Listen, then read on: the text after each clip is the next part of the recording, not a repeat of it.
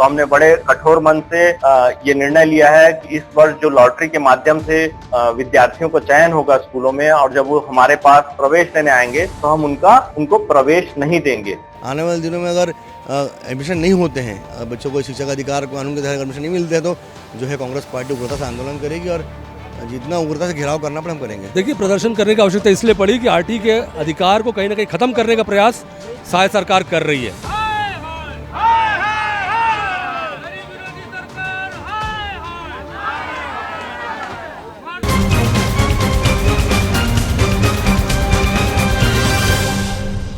छत्तीसगढ़ में इन दिनों शिक्षा के अधिकार यानी राइट टू एजुकेशन एक्ट को लेकर सियासत से लेकर सिस्टम तक एक बड़ा विवाद खड़ा हो गया है।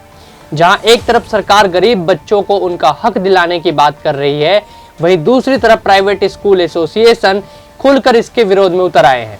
नमस्कार, आप देख रहे हैं एडिटर जी न्यूज और मैं हूं आशुतोष शर्मा। दरअसल आरटीई के तहत प्राइवेट स्कूलों में 25% सीटों पर गरीब बच्चों को मुफ्त एडमिशन देना अनिवार्य होता है, लेकिन अब कई स्कूलों ने इस प्रक्रिया को मानने से साफ इनकार कर दिया है। स्कूल प्रबंधन का कहना है कि सरकार की तरफ से मिलने वाली रीइंबर्समेंट समय पर नहीं मिलती, जिसकी वजह से उन्हें आर्थिक नुकसान उठाना पड़ता है और यही कारण है कि अब ये व्यवस्था के खिलाफ ये खड़े हो चुके हैं। इसी मुद्दे को लेकर प्राइवेट स्कूल एसोसिएशन ने प्रेस वार्ता रखी, जिसमें उन्होंने प्राइवेट स्कूलों में आरटीई के तहत बच्चों का एडमिशन न लेने का बड़ा फैसला किया। सुनिए पूरी बात उन्होंने क्या कही है।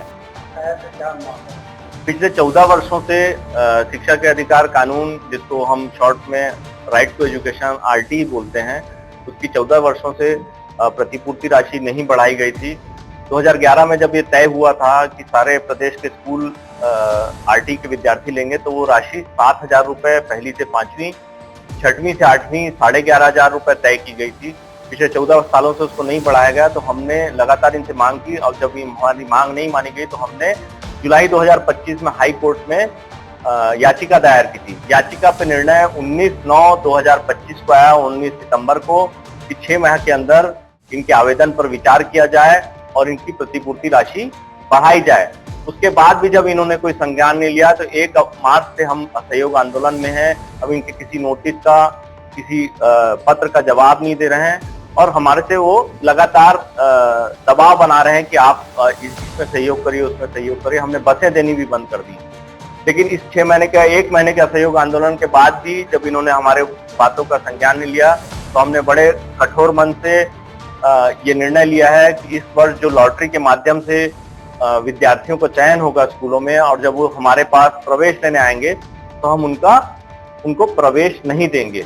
ये एक बड़ा निर्णय है। हमने भारी मन से इस निर्णय को लिया है, क्योंकि हम नहीं चाहते कि वंचित वर्ग के विद्यार्थियों की पढ़ाई में कोई बाधा आए, लेकिन हम मजबूर हैं, हमारे पास और कोई विकल्प नहीं है, क्योंकि स्कूल शिक्षा विभाग हमारी बातें नहीं। इसके अलावा प्राइवेट स्कूल एसोसिएशन ने एक और बड़े मुद्दे को उठाया। दरअसल सरकार ने नर्सरी की जगह सीधे पहली कक्षा से आरटीई के तहत एडमिशन देने का नया नियम लागू किया है। इसको लेकर भी स्कूल प्रबंधन का कड़ा विरोध कर रहे हैं और एसोसिएशन के अध्यक्ष राजीव गुप्ता का कहना है कि यह नियम व्यवहारिक नहीं है और इससे बच्चों के शुरुआती शिक्षा स्तर पर भी असर पड़ेगा। इस विषय पर भी राजीव गुप्ता ने अपनी बात रखी है। सुनिए उन्होंने क्या कहा। स्कूल शिक्षा विभाग ने आज आरटी में शिक्षा के अधिकार कानून में प्रवेश को लेकर एक संशोधन किया है।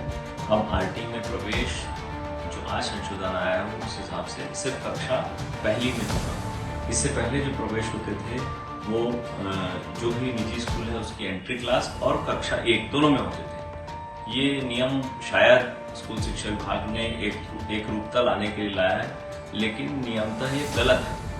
इसलिए गलत है कि शिक्षा के अधिकार कानून में एंट्री क्लास का जिक्र है। क्लास 1 में भी हो सकती है, राज्य शासन जो अपनाना चाहे, या जो निजी स्कूल की एंट्री क्लास है। हम Chhattisgarh private school management association इसका विरोध करता है, इसलिए कि तकनीकी रूप से जब कोई भी विद्यार्थी कक्षा पहली में प्रवेश लेगा, वो पीछे से पढ़ा नहीं रहेगा, तो उसको आगे पढ़ाई में दिक्कत जाएगी, क्योंकि निजी स्कूल अधिकांश इंग्लिश मीडियम स्कूल है। एक विरोध का कारण ये, और दूसरा जो बड़ा कारण है जो सरकार स्कूल शिक्षा विभाग ने नियम लाए हैं, वो अपना पैसा बचाने के लिए लाए हैं। नर्सरी PP1 PP2 का पैसा स्कूलों को ना देना पड़े, इसलिए स्कूल शिक्षा विभाग इस नियम को लाया है। और ये खुद 2015 के अपने आदेश को पलट रहे हैं, जो कि गलत है। इधर इस नए नियम को लेकर सियासत भी तेज हो गई। सरकार और प्राइवेट स्कूलों के बीच चल रही इस खींचतान के बीच अब कांग्रेस भी मैदान में उतर आई है। कांग्रेस ने आरटीई को लेकर बड़ा प्रदर्शन किया, जहां उन्होंने सरकार पर सवाल उठाए और गरीब बच्चों को समय पर एडमिशन दिलाने की मांग की। कांग्रेस की क्या मांगे हैं और इस पूरे मुद्दे पर उनका क्या कहना है, देखिए हमारी एक खास ग्राउंड रिपोर्ट। नमस्कार, अभी हम मौजूद हैं जिला शिक्षा अधिकारी के कार्यालय में, जहां आप देख सकते हैं मेरे पीछे जो जिला कार्यालय है जिला शिक्षा अधिकारी के, उसके सामने अभी देखिए सैकड़ों की संख्या में जो है लोग मौजूद हैं। और ये लोग कौन है? कांग्रेस पार्टी के ये लोग हैं और इन्होंने एक बड़ा प्रदर्शन जो है किया है। आरटीई के तहत जो नर्सरी कक्षा में एडमिशन जो था वो बंद करके सीधा पहली क्लास से जो एडमिशन होने वाला था, उसके तहत जो है बड़ा प्रदर्शन यहाँ पर किया गया है। और यहाँ पर जो लोग हैं वो मौजूद हैं और जो कार्यकर्ता हैं वो भी मौजूद हैं। उनके अलावा जो कांग्रेस के जो पदाधिकारी हैं वो भी मौजूद हैं और सभी यहाँ पर मौजूद। आइए हम लोग उनसे बात भी करेंगे और जानेंगे कि क्यों ये प्रदर्शन रखा गया है और क्या चीज़ें इसमें मांगी गई है।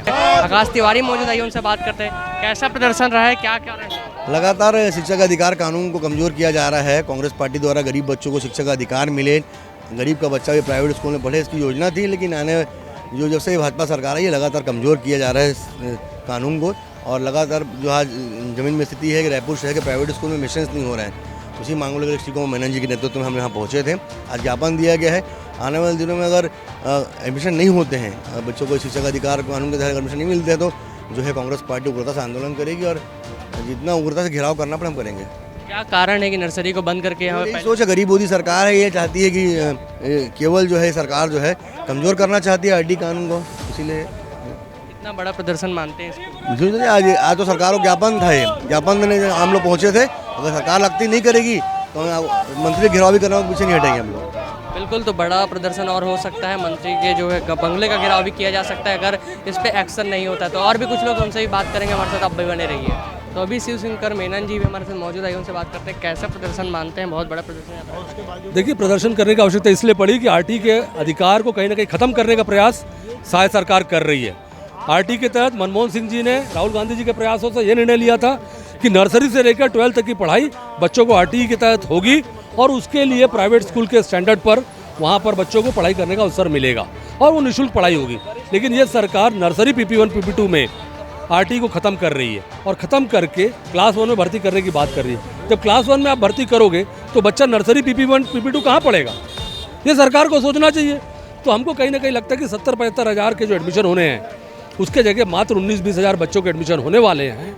और ये कहीं ना कहीं सरकार के द्वारा आरटीई का भ्रूण हत्या करने का प्रयास है। आरटीई के जो 2/3 पद है उसको खाली करने का प्रयास है। हमारी ये मांग है कि इनके साथ साथ 40-50 हज़ार के खाली पद जो टीचरों के हैं उसकी भर्ती होनी चाहिए, जिससे हमारे छत्तीसगढ़ के लाखों युवा जो बेरोजगार घूम रहे हैं। आज ही एक किसी अखबार में डाटा पढ़ा है मैंने कि 1 करोड़ 60 लाख लोग कमा नहीं रहे हैं छत्तीसगढ़ के अंदर में। ये किसी एक बड़े अखबार ने छापा है। तो अगर ऐसी व्यवस्थाओं के बीच में सरकार के पास जब बजट है, भर्ती क्यों नहीं करा रही है, लोगों को रोजगार क्यों नहीं दे रही है, भ्रष्टाचार पर नियंत्रण क्यों नहीं कर पा रही है, इन सब बातों को लेकर हम लोग लड़ाई लड़ रहे हैं। इसकी शुरुआत आज हुई है, लेकिन हमारी लड़ाई जारी रहेगी। आरटीई के तहत जो है प्राइवेट स्कूल एसोसिएशन जो है वो भी निराश है सरकार से, इस पर भी कैसे आप बयान? देखिए, आरटीई स्कूल एसोसिएशन उनके अपने मसले हैं, उनके अपने मुद्दे हैं। हम लोगों ने जो बात की, हमको एडमिशन की प्रायोरिटी है। हमारा उद्देश्य है कि बच्चों को भविष्य को देखना है, बच्चों को अवसर मिलना चाहिए, प्राइवेट स्कूलों के बराबर गरीब बच्चों को अवसर मिले, इसका प्रयास हमारा है। हमारी लड़ाई उसको लिए है, हम उनके साथ भी हैं, लेकिन हमारी पहली लड़ाई पालकों के साथ है और उन बच्चों के साथ है जो नर्सरी के अंदर हम लोग चाहते हैं कि उनको एडमिशन मिले। इसके अलावा भी कुछ और मांगे आपने बताई हैं? भ्रष्टाचार को लेकर है, भ्रष्टाचार तमाम तरह के भ्रष्टाचार है, चाहे वो मध्याह्न भोजन का मामला है, चाहे वो पेपर की छपाई का मामला है, पुस्तकों की छपाई का मामला है। इसके अलावा जो ट्रांसफर पोस्टिंग से लेकर सालों साल से बैठे हुए टीचरों के मामले हैं, इन सब बातों को लेकर सरकार ने भी इस पूरे मामले में सख्त रुख अपनाया है। स्पष्ट तौर पर चेतावनी सरकार ने दी है कि जो भी स्कूल आरटीई के तहत एडमिशन नहीं देंगे उनकी मान्यता तक रद्द की जा सकती है। विवाद बढ़ने के बाद अब इस मुद्दे को पर प्राइवेट स्कूल एसोसिएशन भी लगातार अपनी बात रख रहा है और इसी कड़ी में एसोसिएशन के अध्यक्ष राजीव गुप्ता ने एक बार फिर अपना पक्ष सामने रखा और उन्होंने यह कहा। कल स्कूल शिक्षा विभाग द्वारा जो विज्ञप्ति जारी हुई है उससे पता चलता है कि स्कूल शिक्षा विभाग खुद यह बोल रहा है कि सरकारी स्कूलों में जो प्रति विद्यार्थी व्यय आता है उतना ही शिक्षा के अधिकार कानून में देने का प्रावधान है। तो सबसे पहले स्कूल शिक्षा विभाग ये बताए कि 2011 से उनको जो 7,000 रुपये प्रति विद्यार्थी व्यय आ रहा था 2026 में भी वही है क्या? अगर 7,000 रुपये उनके लिए ज़्यादा है तो वो प्रति विद्यार्थी व्यय बता दें, मीडिया में बता दें, सार्वजनिक रूप से बता दें कि वो 7,000 है कि उससे कम है। अगर उससे कम होगा, अगर वो 3,000 भी है तो हम 3,000 लेने को तैयार हैं, लेकिन ये सार्वजनिक रूप से उनको बताना चाहिए कि प्रति विद्यार्थी व्यय कितना है। 2011 में इन्होंने खुद तय किया था 7,000 है, अगर वो 3,000 हो गया है इन 15 सालों में कम होकर तो वो कम कर देना चाहिए। पहली हमारी मांग ये है। दूसरी, इस तरह की जो धमकी स्कूल शिक्षा विभाग दे रहा है कि मान्यता रद्द कर देंगे, ये निहायत ही गलत और धमकाने वाला कदम है। आपको हम सारी संवैधानिक जो